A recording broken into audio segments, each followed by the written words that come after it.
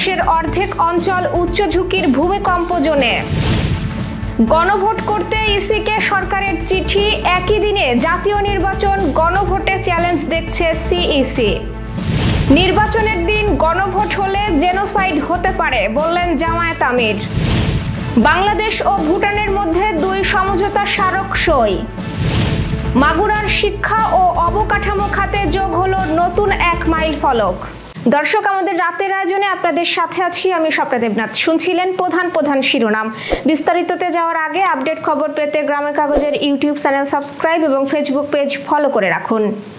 নরসিংদীর মাধবদীতে শক্তিশালী ভূমিকম্পের 24 ঘন্টা না পেরোতেই আজ সকালে ঢাকার আশুলিয়ার বাইপাইলে আবারও মৃদু ভূমিকম্পন অনুভূত হয়েছে। সকাল 10টা 36 মিনিটে রেকর্ড হওয়া এই কম্পনের মাত্রা ছিল রিক্টার স্কেলে 3.3। একই সময়ে কম্পন অনুভূত হয় নরসিংদীর পলাশেও। সন্ধ্যা 6টার পর আরও একটি আফটার শক ধরা পড়ে। আবহাওয়া অধিদপ্তর জানিয়েছে এটি মূলত শুক্রবারের শক্তিশালী ভূমিকম্পের পরবর্তী ধাক্কা, অর্থাৎ আফটার শক। অধিদপ্তর প্রকাশিত মানচিত্র অনুযায়ী বাংলাদেশ এখন 3টি ভূমিকম্প ঝুঁকির জোনে বিভক্ত। সর্বোচ্চ ঝুঁকিতে রয়েছে সিলেট, ময়মনসিংহের 9 জেলা, টাঙ্গাইল, গাজীপুর, নরসিংদীর একটি অংশ, কিশোরগঞ্জ, ব্রাহ্মণবাড়িয়া এবং পার্বত্য অঞ্চলের কিছু এলাকা, অর্থাৎ দেশের উত্তর ও দক্ষিণ পূর্বাঞ্চলের কয়েকটি এলাকা সর্বোচ্চ ঝুঁকিপ্রবণ হিসেবে চিহ্নিত। অন্যান্য এলাকা মধ্যবর্তী ঝুঁকিতে, আর অপেক্ষাকৃত নিরাপদ জোনে খুলনা, যশোর, বরিশাল ও পটুয়াখালী। একই দিনে গণভোটের প্রস্তুতি নিতে নির্বাচন কমিশনকে চিঠি দিয়েছে অন্তর্বর্তী সরকার। সরকারের সিদ্ধান্ত অনুযায়ী একই দিনে গণভোট করতে হবে, এমন কথাই জানিয়েছে ইসি সচিব আক্তার আহমেদ। তিনি বলেন, সরকার চিঠি দিয়ে জানিয়েছে গণভোট করা ইসির দায়িত্ব। এক্ষেত্রে একই দিনে জাতীয় নির্বাচন ও গণভোট করার জন্য বলা হয়েছে। এদিকে একই দিনে জাতীয় নির্বাচন ও গণভোট আয়োজন নির্বাচন কমিশনের জন্য চ্যালেঞ্জ বলে মন্তব্য করেছেন প্রধান নির্বাচন কমিশনার এএমএম নাসির উদ্দিন। শনিবার রাজধানীর লেকশোর হোটেলের এক অনুষ্ঠানে তিনি এই মন্তব্য করেন। সিইসি বলেন, 4টি পয়েন্টেই হ্যাঁ ও না ভোট হবে। সামনের সপ্তাহে গণভোটের আইন করা হবে। আইনটা হয়ে গেলে গণভোটের প্রস্তুতি শুরু করবে কমিশন। একই দিনে নির্বাচন ও গণভোট করা ইসির জন্য চ্যালেঞ্জ। আগামী নির্বাচনের চ্যালেঞ্জ তুলে ধরে তিনি বলেন, নির্বাচনের সবচেয়ে বড় চ্যালেঞ্জ হলো প্রযুক্তি। সুষ্ঠু নিরপেক্ষ নির্বাচনের জন্য স্বচ্ছ ভোটার তালিকাও প্রয়োজন। বাংলাদেশ জামায়াতে ইসলামীর আমির ডাক্তার শফিকুর রহমান বলেছেন, নির্বাচনের দিন গণভোট চাই না। নির্বাচনের দিন গণভোট হলে জেনোসাইড হওয়ার সম্ভাবনা আছে। তিনি বলেন, ফেব্রুয়ারিতে নির্বাচনে লেভেল প্লেইং ফিল্ড নেই, সেটা আমাদের তৈরি করতে হবে। এই নির্বাচন না হলে দেশে সংকট দেখা দেবে, কিন্তু আমরা কোনো সংকট তৈরি হতে দেব না। আজ বিকেলে চট্টগ্রাম সফরকালে নগরের চকবাজার প্যারেড মাঠে সাংবাদিকদের প্রশ্নের জবাবে তিনি সব কথা বলেন। বাংলাদেশ ও ভুটান স্বাস্থ্য সহযোগিতা এবং ইন্টারনেট সংযোগ বিষয়ে 2টি সমঝোতা স্মারক সই হয়েছে। স্বাক্ষর অনুষ্ঠানে উপস্থিত ছিলেন প্রধান উপদেষ্টা অধ্যাপক ডক্টর মোহাম্মদ ইউনুস এবং ভুটানের প্রধানমন্ত্রী শেরিং তোবগে।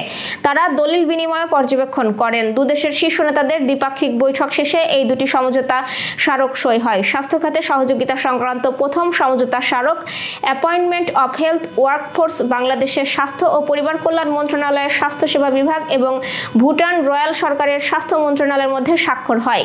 দ্বিতীয় সমঝোতা স্মারকটি trade of international internet bandwidth and other telecommunication services Bhutan royal সরকার এবং বাংলাদেশ সরকারের মধ্যে স্বাক্ষর হয়। এবার যশোর সহ আঞ্চলিক সংবাদ। মাগুরার শিক্ষা ও অবকাঠামো খাতে যোগ হলো নতুন এক মাইল ফলক। আজ সকালে মাগুরা আব্দুল গনি একাডেমির 4তলা ভবনের ভিত্তিপ্রস্তর সহ কলেজ পাড়া প্রধান সড়ক ও ড্রেন নির্মাণ কাজের ভিত্তিপ্রস্তর এবং জেলা পরিষদের মালিকানাধীন আনন্দ সরোবর পুকুর উন্নয়ন ও শিশু পার্কের উদ্বোধন করেন শিল্প মন্ত্রণালয়ের সচিব ওবায়দুর রহমান। এ সময় উপস্থিত ছিলেন নবাগত জেলা প্রশাসক আব্দুল্লাহ আল মাহমুদ। অনুষ্ঠানে বিভিন্ন প্রজাতির মাছের পোনা অবমুক্ত এবং গাছের চারা রোপণ করা হয়। যশোরের কেশবপুরের শিক্ষকদের সাথে মতবিনিময় করেছেন আসন্ন জাতীয় সংসদ নির্বাচনে বিএনপি মনোনীত ধানের শীষ প্রতীকের প্রার্থী কাজী রওনকুল ইসলাম শ্রাবণ। আমাদের প্রতিনিধি কামরুজ্জামান রাজু জানিয়েছেন, আজ দুপুরে শহরের আবু সরাব সাদেক অডিটোরিয়ামে বেসরকারি স্কুল, কলেজ ও মাদ্রাসার শিক্ষক কর্মচারীদের উদ্যোগে ওই মতবিনিময় সভার আয়োজন করা হয়। মতবিনিময়কালে শিক্ষকরা শিক্ষা প্রতিষ্ঠানের অবকাঠামো উন্নয়ন সহ ভবিষ্যতে কোনো শিক্ষক যেন রাজনৈতিক হয়রানির শিকার না হন সে বিষয়ে আলোচনায় তুলে ধরেন। এছাড়াও অবহেলিত শিক্ষা প্রতিষ্ঠানগুলোকে অগ্রাধিকার দিয়ে এগিয়ে নেওয়ার পাশাপাশি এলাকার জলাবদ্ধতা স্থায়ীভাবে নিরসনেরও দাবি করেন। মনিরামপুরের রাজগঞ্জে আব্দুল কাদের নামে এক ব্যক্তির অত্যাচারে অতিষ্ঠ বলে অভিযোগ তুলে গ্রামবাসী মানববন্ধন করেছেন। আজ বিকেলে রামপুর মোড় সংলগ্ন যশোর রাজগঞ্জ সড়কে অনুষ্ঠিত এই মানববন্ধনে নারী পুরুষ সহ বিভিন্ন বয়সী ভুক্তভোগী অংশ নেন। অভিযোগকারীরা জানান, দীর্ঘদিন ধরে আব্দুল কাদের সুদের কারবার, মাদক ও আদম ব্যবসা, মিথ্যা মামলা এবং নানা অনৈতিক কর্মকাণ্ডের মাধ্যমে এলাকায় আতঙ্ক সৃষ্টি করে রেখেছেন। মানববন্ধনে গ্রামবাসী কাদেরের সব অপরাধ তদন্ত করে দৃষ্টান্তমূলক শাস্তি এবং প্রশাসনের জরুরি হস্তক্ষেপ দাবি করেন।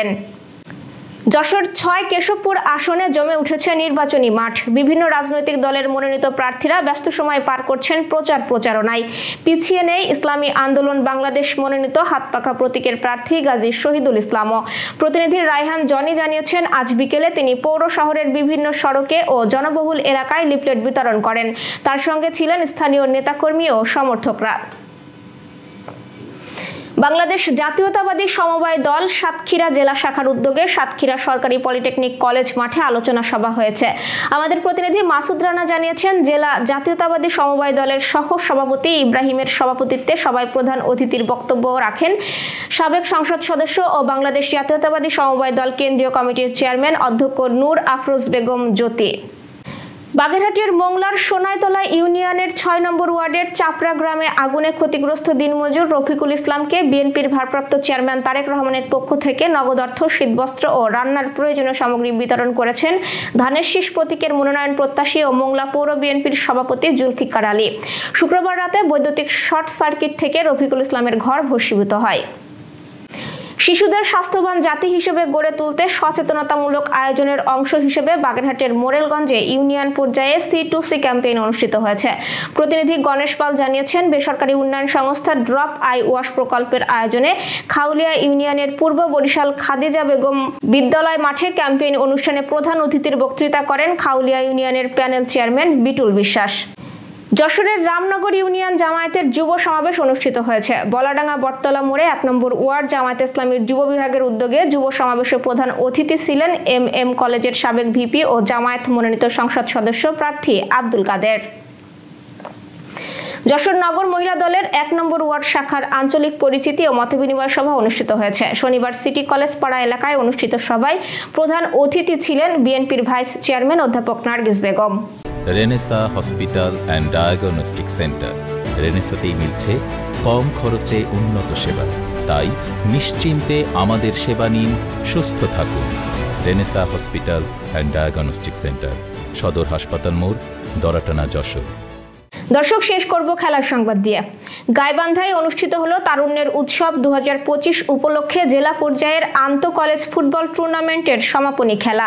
আজ বিকেলে জেলা প্রশাসন ও ক্রীড়া অফিসের আয়োজনে এবং ক্রীড়া সংস্থার সহযোগিতায় জেলা স্টেডিয়াম মাঠে অনুষ্ঠিত হয় সমাপনী ম্যাচ। গোবিন্দগঞ্জ সরকারি কলেজকে ১-০ গোলে পরাজিত করে চ্যাম্পিয়ন হয় পলাশবাড়ী সরকারি কলেজ দল। খেলা শেষে জেলা ক্রীড়া অফিসার আলমগীর হোসেনের সভাপতিত্বে পুরস্কার বিতরণ করা হয়। প্রধান অতিথি ছিলেন অতিরিক্ত জেলা প্রশাসক শিক্ষা ও ICT আব্দুল্লাহ আল মামুন। দর্শক, এই ছিল আজকের রাতের আয়োজন। এরপর সকালের খবর দেখার আমন্ত্রণ জানাচ্ছি। শুরু হয়েছে শীত, বাড়ির শিশু ও বয়স্কদের বাড়তি যত্ন নিন, সেই সঙ্গে সতর্ক হন ডেঙ্গু প্রতিরোধেও। শুভরাত্রি।